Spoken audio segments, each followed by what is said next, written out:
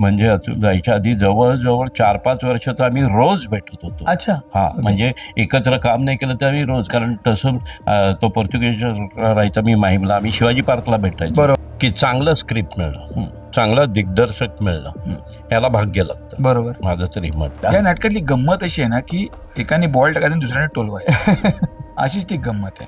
पण तिथे मग तो बॉल टाकणारा पण जर कुरघोड्या करायला तर नाटकाची मजाच आहे. बरोबर. ती गंमतच नाही. ऍक्च्युली मी आणि अतुल एक नाटक पण करणार होतो, बरं, पण बरं. हळूहळू त्याची जरा तब्येत तब्येत त्यामुळे खालावली. सो थोडा मला रिकवर होते, मग आपण करूया म्हणजे ठीक आहे. मग थांबलो आम्ही. आणि तेव्हा भाऊ आणि अतुलशिवाय दुसरा विचारच करू शकतो, पण नको ती गोष्ट घडली.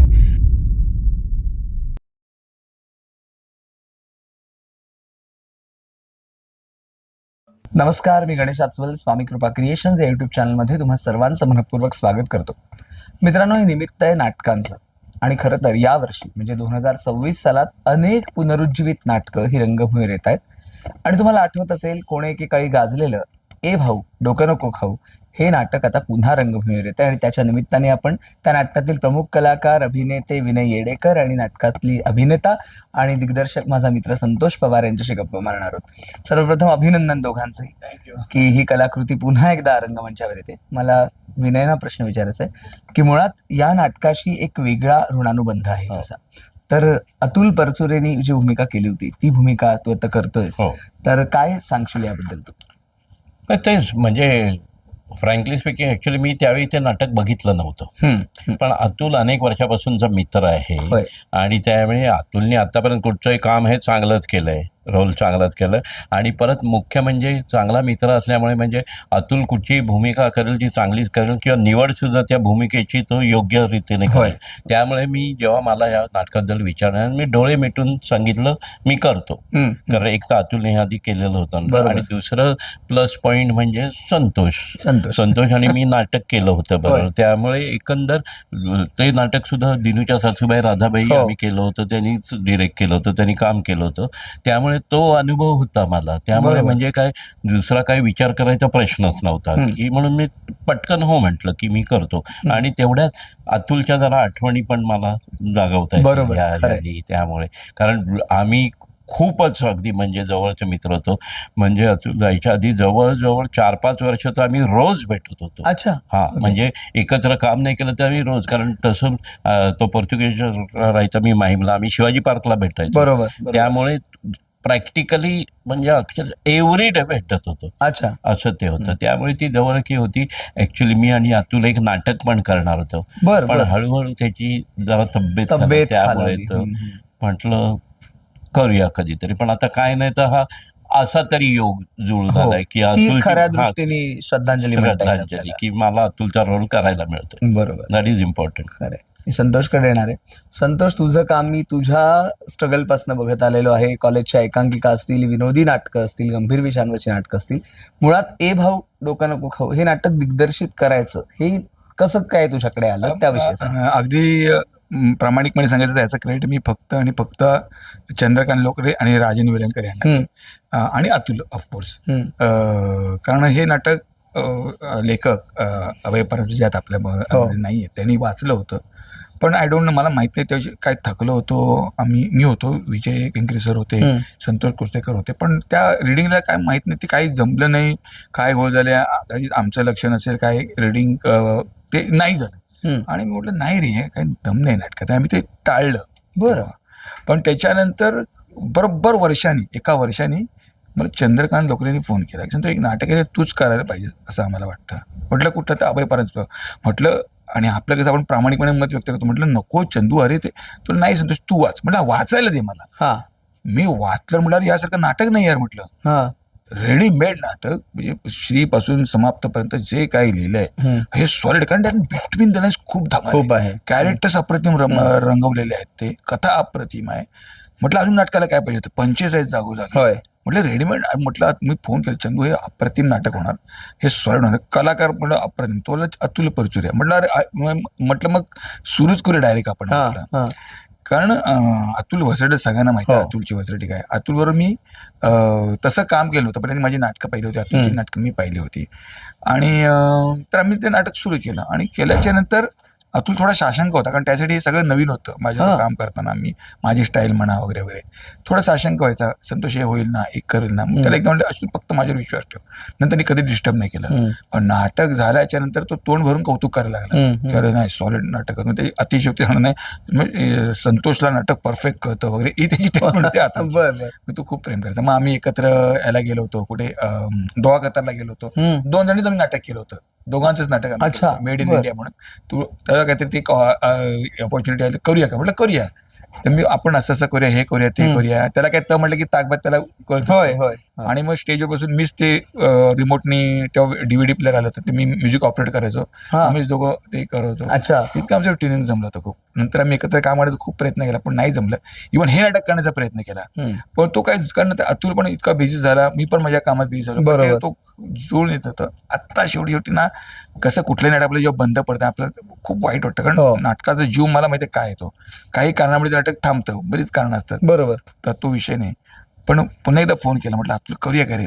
तो मला म्हणाला नाही समजा आता 2.5 तास आत्ता तरी मी नाही उभा राहू शकत, सो थोडा मला रिकवर होते, मग आपण करूया. म्हणजे ठीक आहे, मग थांबलो आम्ही. आणि तेव्हा भाऊ आणि अतुलच्या दुसरा विचारच करू शकतो, पण नको ती गोष्ट घडली. आणि मग खूप जण विचारले, मग हे नाटक करूया का, नाटक करूया. खूप जण कोण प्रेशर यायला. आणि म्हटलं ना, आपलं नाटक आहे, आपलं बाळ, आपला जीव आहे, ते करूया का तर कोण करेल. तर मला अचानक नितीन नाईक म्हणाले, विनय येडेकर. अरे म्हटलं चालेल. म्हटलं प्रश्नच नाही. म्हटलं विनयदाची स्टाईल वेगळी आहे, अतुलची स्टाईल वेगळी आहे, पण ह्या कॅरेक्टरला जी आवश्यक आहे ती त्याची ती स्टाईल आहे. बरोबर, विनयदा विचार. तर तोही पटकन हो म्हणाला आणि मग हे मार्गी लागलं. मुळात पहिल्या वेळेला सुद्धा तूच दिग्दर्शित केलं होतास, तेव्हा ऋषिकेश जोशी होते, अतुल तर होताच, आणि आता विनय आणि तू आहेस. तुमच्या दोघांची जी केमिस्ट्री आहे त्याबद्दल दोघांनी सांगा. या नाटकातली गंमत अशी आहे ना की एकाने बॉल टाकायचा आणि दुसऱ्याने टोलवायचा, अशीच ती गंमत आहे.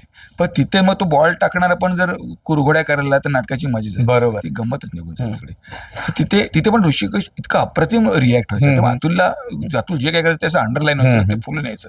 तर इथे तसंच कोणतरी करणारा पाहिजे.